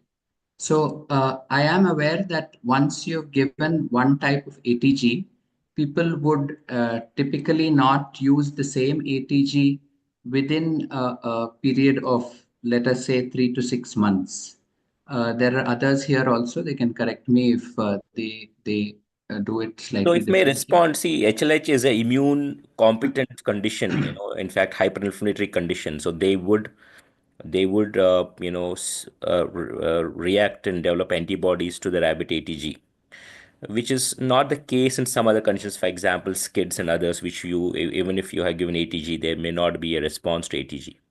So if you have given ATG, um, if you have a choice that you can change the rabbit ATG an alternative choice. For example, you have used ATG thymoglobulin first time, and now you can use Correct. I use horse. Right. grapholon this time, because they're different versions of both are rabbit ATGs, but different versions. So my suggestion would be to change, especially in immune competent conditions like HLH you mentioned, I think. Sometimes you can get away with, if you don't have a choice. So one is this, for example, skid condition, or sometimes also in early repeat transplants, because again, there you have ablated the patient and you may not, have responded to or reacted to, developed zero conversion to the ATG you're already given. But if there's a choice, and we have choice now in India, so you should replace the rabbit ATG and alternative rabbit ATG. Thank you. Thank you so much, Dr. Sunil. Thank you. That answered my question. Thank you. Thank you, Dr. Rasmi. Thank you, Dr. Sunil. Dr. Silky Jain, your question, please. Yeah. Thank you so much, Dr. Anand, for an excellent talk as always. So I have one question regarding the IVIG replacement strategy, that what strategy should we use in immunodeficient patients, especially who have humoral immune deficiency. So should we base the IVIG replacement on the serum levels, on the close monitoring of serum levels, or should we just blindly keep on replacing it like every 3 weeks? So what should ideally be done? Yeah, so if I had I think it's reasonable to go with levels and also know what condition you are dealing with. So if I had a skid, for example, I would start the supportive immunoglobulins relatively early. If I have a gamma globulinemia patient, my baseline levels would be low, so I would keep the patient on every 3 or 4 weekly. There is data to say that 3 weekly works better than 4 weekly. So I think I would give it once in 3 weeks and not really repeat immunoglobulins too frequently. That's what I would do in my practice.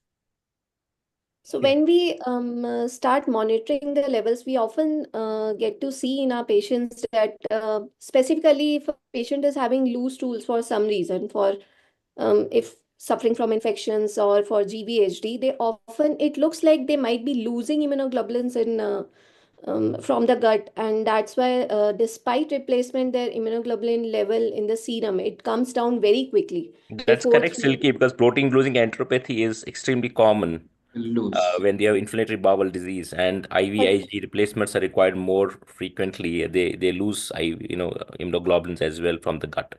So that's a known fact. So those will require more frequently than others. Sometimes you need to go every 2 weeks, and maybe even more frequently if their protein losing is more significant. And so I don't think this is to do with transplant. I think it's to do primarily with their gut. So there are quite a few inflammatory diseases which present as gut inflammation, right? Like a inflammatory bowel disease. So Yeah, like even prior cardiac to disease. transplant, correct. So even prior to transplant, they would come in with a chronic diarrhea, and most of the time, your strategy there would be to try and decrease the gut inflammation as best as possible with either steroids, or if it's something like a CTLA or something like that, you can use abatacept. I don't have too much experience here with abatacept, but that's something we were using on and off at Toronto. So, so, so yeah. So I don't think it's just the transplant which is causing that. I think the patient comes in with a leaky gut, which takes time to heal post-transplant. Thank you. Thank Any you. other question, Dr. Silky? Thank you. Dr. Shrikant Marda, your question, please. Yeah. Thank you, Anand sir, for such a wonderful session. I have only one question. We have a child who is diagnosed with TERV2 mutation. Currently, he's 8 years and he was diagnosed around 6.5 years. Since then, he has had two significant infections, and cytopenias are there, the platelet around 70, 80,000. Sorry, And Dr. Shrikant, what mutation was that? I didn't catch that. TERV2, sir. T TERV2 Okay, mutation. right.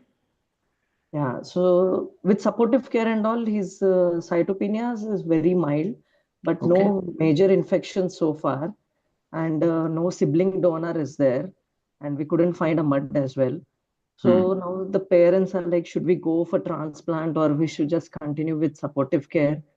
Because he's just on Entrompopag and just Bactrim prophylaxis and no other medications. Right. So I think there I think you've already shown that this is a telomere disorder which over a period of time will probably evolve. But we know that this group can evolve relatively slowly. And we know that this group, among all the inherited marrow failure syndromes, this is a group which particularly doesn't tolerate conditioning. And they have a lot of lung toxicity post-transplant and things like that. So while, for example, the Fanconies would get a low dose cyclophosphamide and fludarabine, my understanding is that currently, at least this is the protocol we had at Sick Kids. I have not done any disc keratosis transplant at St. John's. We were using only fludarabine and alemtuzumab for this group. So my suggestion for this patient would be to let the family know that you would keep the child on close follow-up, try and get an unrelated donor if possible as a backup. And if you're doing a haplo, I don't have any experience with haplo in the dyskeratosis patients, but I'd be a little concerned to definitely use PTCY would probably be out, and so you would have to do a T deplete. Again, a tricky situation. So this is how I would think about this situation. Happy to get inputs from others. But I don't think there's any urgency to go for transplant here. Dr. Sunil Bhatt, your comment. I agree. DKCs do very badly. We have done few, I think three, four, probably one or two are only doing well. They have few problems which are quite significant and impair the outcomes: lung, GVHD, herpes reactivations, which are quite refractory, and also in the long term, comorbidities which can be persistent, second malignancies and stuff. So rejection is really true, and also the lung toxicities, which actually, uh, GVHD is pretty bad. So either ways, it's a problem with MUDs because we get PBSCs mainly, they get very bad GVH. With haplos, you run risk of rejection, which is pretty bad, and PTC was they never tolerate. These are difficult transplants. I think you will have to wait for this kid to earn a transplant probably, because at this point of time, actually it may be difficult for you and family to kind of come to the terms of having a transplant, especially with a disease which is poor outcome. So I think you may have to wait and keep a close follow up and let him earn a transplant if at all required, and then you can probably accept a poor outcome with whatever suggestions Dr. Anand has made. So that I think we'll have to wait and watch. Thank you, Dr. Sunil. Thank you. Thank you, Uh, sir. any other question, Dr. Shrikant? No, sir. Only one question. Thank you. Dr. Dharani, your question, please. Yeah, thank you, sir. So, thank you, Anand sir, for a comprehensive talk.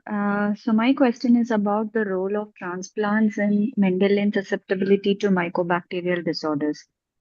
So, we have a child, a 5-year-old girl, who has been diagnosed with multiple. So, she presented to us with multiple lytic lesions of the skull and the left eye proptosis. So what I'm describing may look like an LCH to begin with. We also thought of the same. But when the biopsies were not proving LCH, we thought beyond and we actually did the immunodeficiency workup and the NGS picked up a IFN gamma receptor defect. And further, we in fact did the biopsies again and have asked, look for the biopsies and the cultures. And after a long time, we have got AFBs and which are growing actually non-tuberculous mycobacteria. So the HLA typing and all that is awaited, but I want to know about the role of transplant in this child after treating the NTM, especially with the high risk of rejection expected in the IFN gamma receptor type. So how do we go about this? Yeah, thanks, Dr. Dharni, for that question and the very interesting presentation. I'm sure all of these MSMDs would present in their own way. I have personally not seen MSMD with lytic bone lesions. I've seen them presenting with recurrent episodes of salmonella, some of them presenting with what looks like recurrent tuberculosis. One with a sibling death who came in with prolonged fever, almost like a HLH. And of course, many of them have hepatosplenomegaly, big lymph nodes, the lymphoproliferation recognized in this. And here, I think your diagnosis is clear. So yes, I don't think this child will do very well without a new immune system. So I think transplant is definitely very much indicated. The challenge going into transplant, which I'm sure you'll recognize, is that you'll have to get the tuberculosis. Some of these would be atypical mycobacteria, which don't have definitive guidelines, and so you'll have to work with your infectious diseases colleagues and your microbiology colleagues to get some sense as to how best to treat this tuberculosis. Often the cultures of the atypical mycobacteria and which agents actually are working are helpful. I remember a child in sick kids where we worked closely with microbiology and actually got a sense as to which agents we should really give rather than giving a broad spectrum, right? And recognizing that you'll have to continue these agents for some time. I would think at least about 3 to 6 months, 6 months more likely than three. Post transplant, at least some type of anti-tubercular therapy, looking at also the drug interactions with your conditioning and your tyrosine, I mean the cyclosporin or tacrolimus. Reduced toxicity conditioning would be reasonable in this child. So I think the priorities now would be to find out which is the mycobacterium, which are the agents which will get the infection as best under control as possible, and then plan out triosulfan fludarabine would probably be reasonable for this child. Work on the nutrition of this child. I'm sure you would already have put in an NG and started some NG feeds if the child is tolerating that reasonably well, irrespective of how much calories the child is otherwise eating, and then go ahead. Do we know who the donor is going to be? Not yet. I think you said We are HLA working on that. We typing. have sent, yes, it's Okay. pending. Okay. I hope you get a match donor. Dani went on Sincerely Otherwise, wish six for or that. rejection. seven of MSMDs, and only one of them had tubercular infection. All others had non-tubercular mycobacterium. And that's expected also because most of them are BCG, induced infections. Most of them BCGs, disseminated BCGosis, in especially the infancy who present. So as Anand said, they don't respond to typical ATT, so you invariably have to put them at a different regimen. So if you grow and have a sense to that'd be great. Otherwise, all empirical. And the worry is that you transfer them sooner, they're gonna explode during transplant because you're gonna immunosuppress them. You wait too long, they don't clear because there's no immune system to clear it.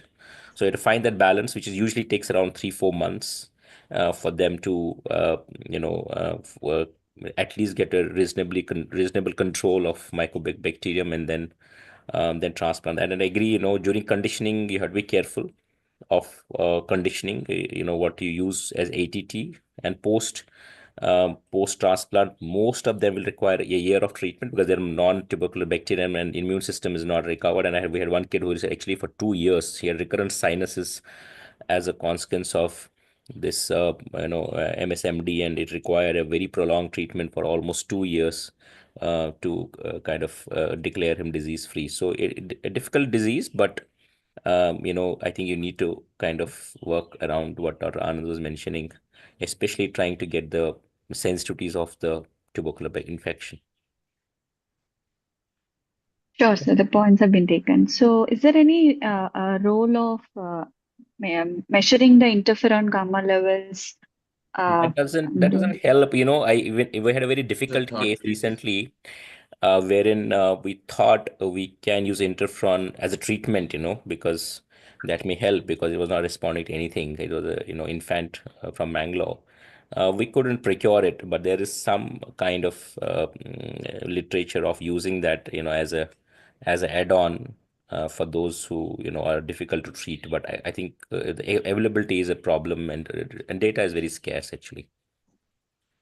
Yeah, so I Sure. remember in one of the multidisciplinary team meetings at SickKids, we had the immunologists on board. And like Sunil said, because the data is very scarce on measuring the levels to decide what's actually happening, that was not one of, at least at that time, that was not one of the immunologist's recommendations to go ahead. So I think the focus here will be on trying to get the child reasonably well treated, no active. It's not that you and I know that we are not going to clear the tuberculosis before going for transplant. It's always going to be lurking around, but perhaps no active fever, no big lymph nodes, liver spleen size has come down, perhaps a repeat imaging showing that the lytic lesions will not disappear, but perhaps get healing up, so to speak, and then you can probably proceed. Sure, sure. Thank you, sir. Thank you so much. Thank you. Thank you, Dr. Jalani. Dr. JP Meena, your question. Yeah, Dr. Anand, very good presentation. So I have one question regarding vaccination. So these people are contraindicated for live vaccines. So tell me, what are the guidelines for post-transplant vaccination in these ports? Yeah, so thanks, Dr. Meena, for that question. To my knowledge, I don't think the vaccine guidelines would vary just for this group. Yes, some of these patients would take a little longer for immune reconstitution to happen. The general guidelines are, of course, 1 year post-transplant for kill vaccines and 2 years for live vaccines. But that is in the setting if you don't have any active GVHD or not on immune suppression. So, for example, some of the patients I presented with HLH did have some skin and liver GVH for some time post-transplant. So just because it's the 1 year mark, it's not like you're going to start the vaccination. So I would wait for all GVHD to settle. I'd wait to be off immune suppression, and then look at immune reconstitution and then plan my vaccination. This is what I. Thank you. Yeah, thank you. Thank you, Dr. JP Meena. There are some questions from the audience. Dr. Raj Warrior wants to know that you mentioned about donor screening. So do you go for a targeted donor screening or with whole genome sequencing? And how do you know that the donor does not have some other precancerous genetic defect? Okay. So first of all, thanks, Dr. Warrior. It's a real pleasure and honor that you are listening in. One of the doyens of pediatric hematology oncology in the world, and done so much for PHO in India. So, sir, what we are doing currently is that now we know that the index case by next generation sequencing has that particular mutation. We request the lab to do just a Sanger for that particular mutation, which we've seen. So that's what we are doing currently. If that particular mutation is not seen, we would presume that donor does not have any precancerous condition. I know that's a presumption. I'd be a lot more worried if I didn't know the genetic diagnosis in an inborn error of immunity I was transplanting. Then, some of these may actually present later in life, and I don't know what to look for in the sibling. I would just have to do a phenotypic kind of saying that, okay, the phenotype of the sibling is fine, they're growing, no infections, and so I'm going to take the sibling. So I hope that answered that question. So Sanger sequencing, there's no need to do any targeted panel. Thank you. Thank you, Dr. Anand. Another question from Dr. Raj Warrior. Does the availability of gene therapy trials for SCID, ADA, VAS, etc. Change the timing of transplant or doing haplo in some of the cases? Yeah, I think that's a very important question. I didn't really touch upon the options of enzyme replacement and gene therapy, primarily because they're not available to our population. I'm sure in the near future, with gene editing coming up, that's going to be an option, and so then our algorithms will change. But at the moment, since for the next patient who walks in to my clinic with any of these, I can't really offer either enzyme replacement or gene therapy. And so, for that very simplistic reason, I would think about those in my algorithm when they actually start coming up. A lot of teams in our own country have started doing gene editing for various diseases. There was one team from Vellore which was discussing with us about LAD. And so I had to explain to them that, look, LAD we see once in 1 or 2 years. It's going to be hard to kind of put a group together for you. But yes, it's definitely from Dr. Warrior. It's something which, yes, if gene therapy is available, all your GVHD, all your intense conditioning, all that to a certain extent becomes less. And so even if we do gene therapy, the question comes up that triosulfan would probably be better tolerated for these sick children than busulfan. Most gene therapy protocols fall back on busulfan because that's what's, you can do the levels, and everyone does gene therapy with busulfan largely rather than trio. So these are some of the evolving things we can think about, but only for the future, not for right now. Thank you. Thank you. Another question Dr. Raj Warrior has is that can you please tell us about your experience with immune dysregulations, particularly to SLE and Evans syndrome? SLE and Evans. Okay. So I'll take Evans first. So I'll just, so now earlier days when we had Evans, we would just call it Evans, but now I'm sure everyone will do a double negative T cells and make sure you're not dealing with autoimmune lymphoproliferative syndrome. Some of these patients would also have other immune dysregulation. I showed you one of them, the APDS group. We had another little boy who kept coming back with recurrent autoimmune hemolytic anemia. And because it was recurrent, we did do an exome sequence and found a hypomorphic RAG mutation. And after that, in about 3-4 months later, he came back with some respiratory infection. And so the whole phenotype became clearer later on.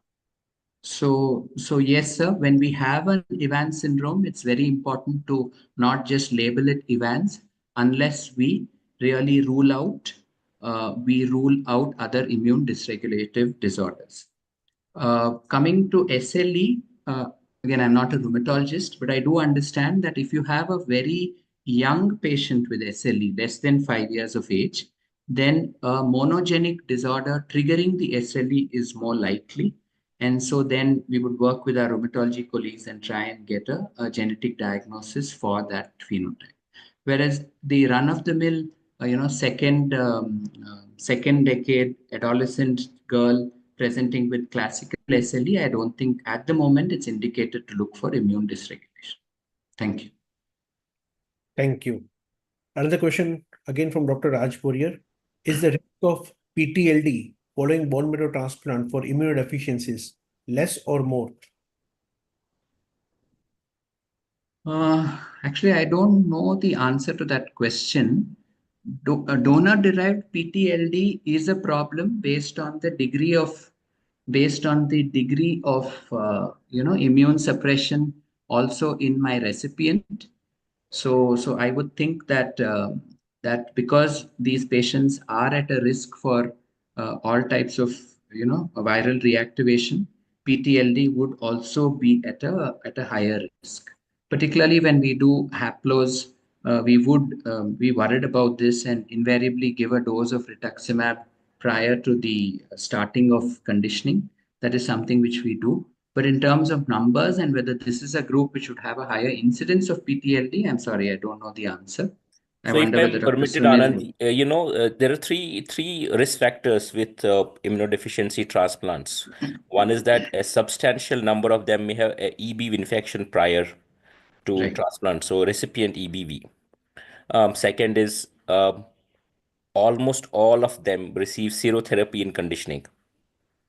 And number three is a significant number of transplants which are haplos or depleted haplos, T cell for depleted haplos, and all the three are higher risk factors for EBV reactivation post transplant, and of course higher risk of PTLDs. Yes, so it's a risk factor, not because of the disease per se, but these three factors which make them more susceptible for a PTLD. So monitoring is a little bit more kind of stringent for EBV in these kind of settings.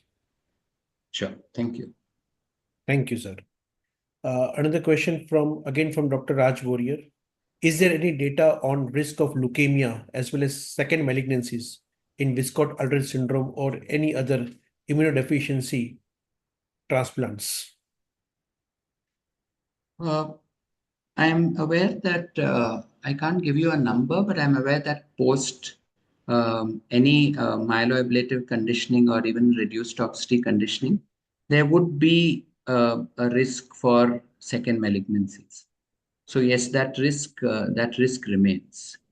The primary disease, Wiskott, you would have given a new immune system. So I don't think post-transplant you have a higher risk just because you started off your journey in life with a Wiskott.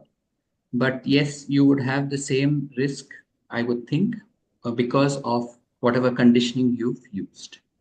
Typically in these patients, there's a very young patient, so we won't really use radiation. So that's out. And anyway, the radiation is of a lower dose.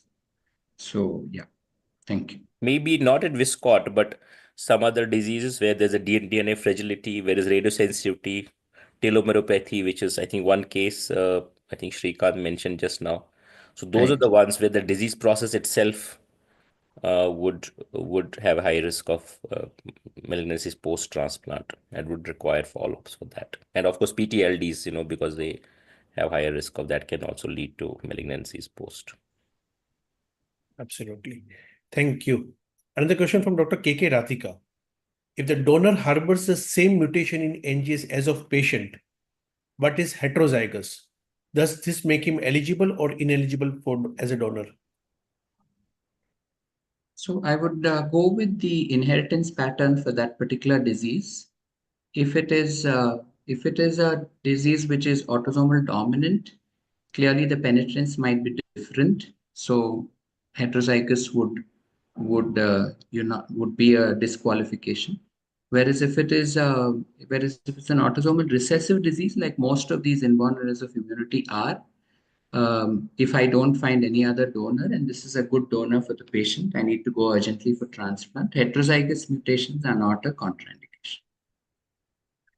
Thank you. Another question from Dr. Raj Warrior. Is there a gene panel available for a series of common ones in our country? Yeah, so sir, the genetic labs are doing quite a good job. They do give us panels for, let's say, inherited marrow failure syndromes, inborn errors of immunity. So I don't think that's a big challenge for us. It's well accessible. Sometimes if the phenotype is not very clear, we say this is the phenotype, give them some details and ask them to do what would be termed a clinical exome. And so then so they do respond to that. But I would like to tell the students, the audience, that suppose you don't get a diagnosis, it's important to call back and actually speak to the geneticist, because nowadays they are overworked. They're getting too many samples from all of us. And so often the history is lost somewhere in the story. So many times when I call back and speak to the geneticist, they say, oh, I didn't know this patient had this. And so they look back at their at their evaluation. So then they again come back and say that, yeah, there is this VUS which we had not actually reported upfront. And VUSs in our country are common because it's still all this reporting is still in work in progress. And so in a autosomal recessive disease, if I get a VUS and the phenotype is fitting into the patient, I would take the VOS as clinically significant. Thank you. If I can do some functional studies for the students, if I can do some functional studies which will actually clear the phenotype, then the VOS can also be kind of sorted out. Thank you. Dr. Chirag has a doubt. In the case what you showed of Griscelli syndrome, whether family, father and mother both were negative in the Griscelli syndrome family, father and mother both were negative for the mutation? Correct. So they did not have the mutation first. They were normal, healthy people. Perfect. Dr. Silky Jin, your question. Yeah, so just one more question was coming to my mind. Since we were talking about PID patients being at high risk of PTLD, as Dr. Sunil highlighted, so should we consider all these patients for rituximab in the conditioning, even if it's a matched sibling donor transplant? Yeah, I don't think I have so much extensive experience to give you a simple answer. I think it's quite reasonable. Like Sunil, I think mentioned three things: whether you had EBV coming into transplant, whether you were giving serotherapy, and whether you're doing a T deplete transplant. So, and even if you're using PTCY, I think the risk of EBV reactivation would be there.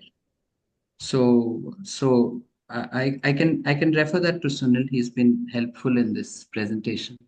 So Sunil, would you So use in two Ritux in scenarios, match yes, sibling? if there is a EBV prior to transplant, and if you're using T cell alpha beta, both the situations, yes, you do. I don't think I have used and I have seen any data on use in a match sibling settings or a match donor settings, because however, even you use zero, it is not that high. So I mean, I think if you keep a follow up, it should be all right. I have not seen the data. It's an interesting concept though, but I haven't seen that in that setting. But yes, so EBV prior to transplant and T cell alpha beta, both the scenarios you do use rituximab. Thank you. Thank you, sir. Dr. Rasmi, your question. Yes, Dr. Rasmi. Dr. Rasmi, your question? Okay. Can you hear me now? Yes, we can. Yeah, we can. So, not a question, but more like a comment in the context of that conversation about prevention of PTLD by use of rituximab. So, while there are no absolute rules that you have to, you don't have to. Just a few years ago, there was that large patient study from NYU where they looked at patients who received serotherapy and then patients who received rituximab in the peri-transplant period. So that peri-transplant period was not just with conditioning, but I think they all included almost like a month or so before or after transplant.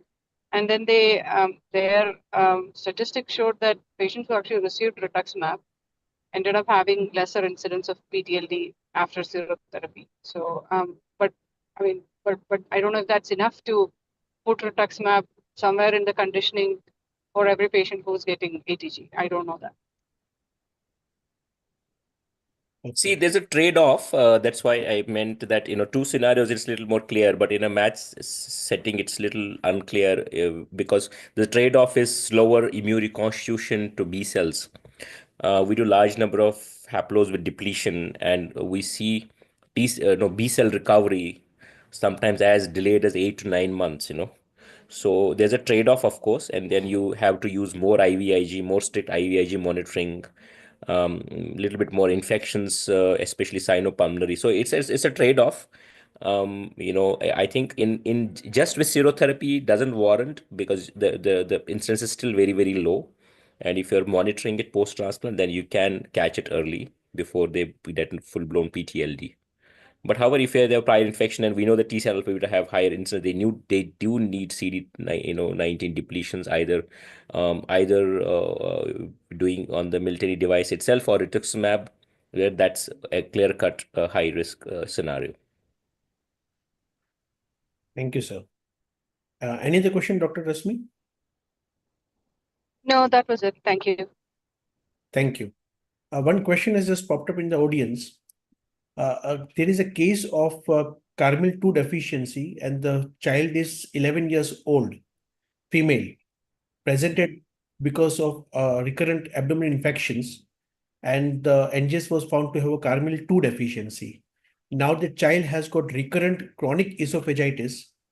The biopsy doesn't show any evidence of IBD, but there is lots of lymphoplasmacytic cells uh, giving rise to chronic esophagitis, and now with stricture formation. How to go about with this case, and what immunosuppression would like to do, and particularly this patient has got CD4 negative and CD8 negative T cells. Okay. I haven't really come across this disease, so I think I'll have to ask Dr. Google and also look at PubMed and then get back to you with the answer. I'm not aware of this condition. I wonder whether any of the other experts have heard of this condition. So anybody wants to answer about this? Anybody knows or comment? Sorry, what was the name again? Carmel, is it? Carmel 2 deficiency. Okay, no, haven't come across. Thank you, sir. So, well, in that case, any other discussion? Want to ask any other question? Well, in that case, there are no more raising signs, and I've finished all the questions from the audience. Well, thank you so much, sir, for that wonderful talk. As always, wonderful question answer session. And I now hand over the mic to Mr. Sumit Kumar Madan from Zydus for the final vote of thanks. Please go ahead. So thanks again to Mumbai Hematology Group. Thanks all for the discussants for an active participation. And thanks to Dr. Amit for guiding us through. Thank you so much. Bye-bye. Thank you so much. Thank you, Dr. Anand Prakash, for sparing your valuable time. It was a wonderfully crafted and lucid presentation, and we have many key takeaways from it. The session was followed by an interesting and engaging discussion. On behalf of Zydus, I thank Mumbai Hematology Group, Dr. M.B. Agarwal, sir, for providing us this wonderful opportunity and making us a part of this esteemed academic discussion. I also thank our chief guest for the day, Dr. Chandrakant MV, all the discussants and participants who have joined us for this webinar. Special thanks to Dr. Amit Khurana for navigating this entire webinar in a highly proficient manner. Last but not the least, this series of webinar is possible only because of continuous support from Perfect Square team. So thank you so much, everybody. Have a wonderful Sunday. Thank you. Goodbye for